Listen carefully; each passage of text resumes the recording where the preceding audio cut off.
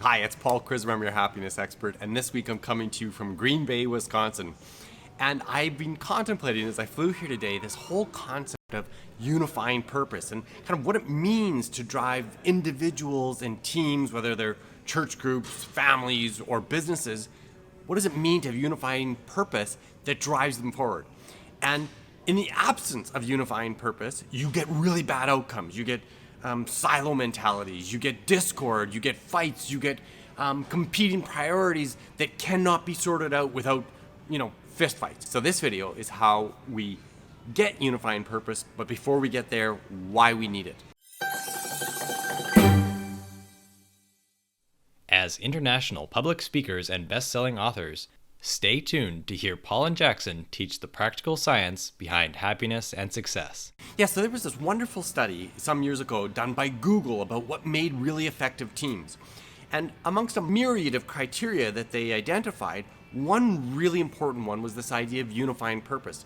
And unifying purpose was really just this sense that we have a mission that's about how we interact as people together that's different than the mission of the business itself.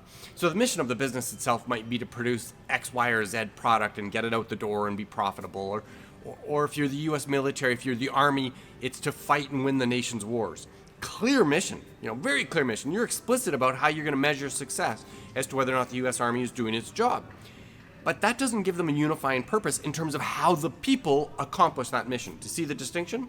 And in the absence of a good unifying purpose that brings people together, you can get all kinds of unwarranted, unwanted, negative impacts in terms of the way we manage.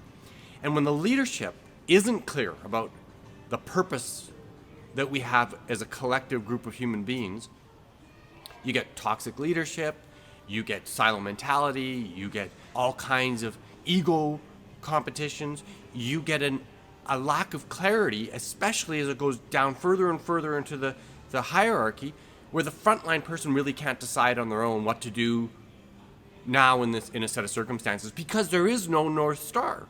There's just this vague idea that we're going to win the nation's wars. Well, when I'm not fighting a war, and even when I'm fighting a war, that doesn't provide clarity about how I behave as a human.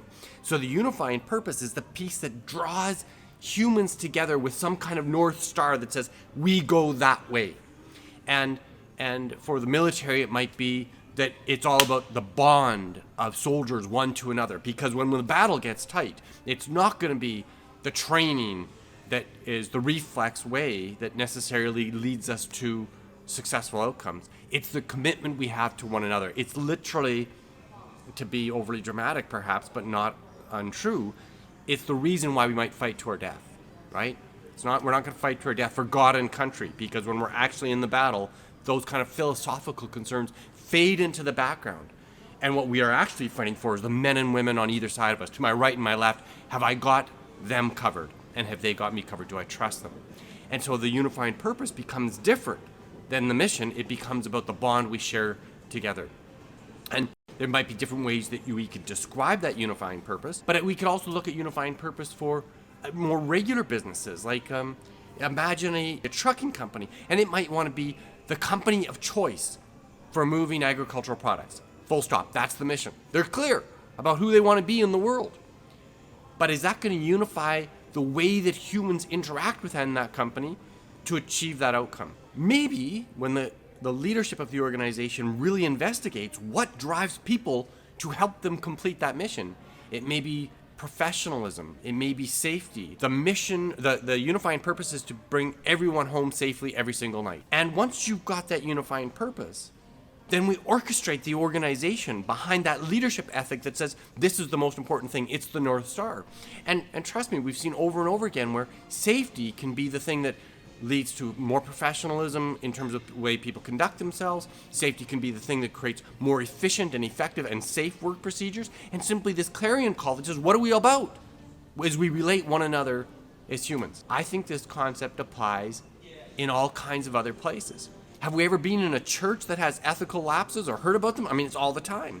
Or we've seen church groups that break apart and can't be clear about what it is that's important as an organization. That's because they may have a mission about, evangelical saving the world, but they have the absence of a unifying purpose that says, here's how we as humans do this together.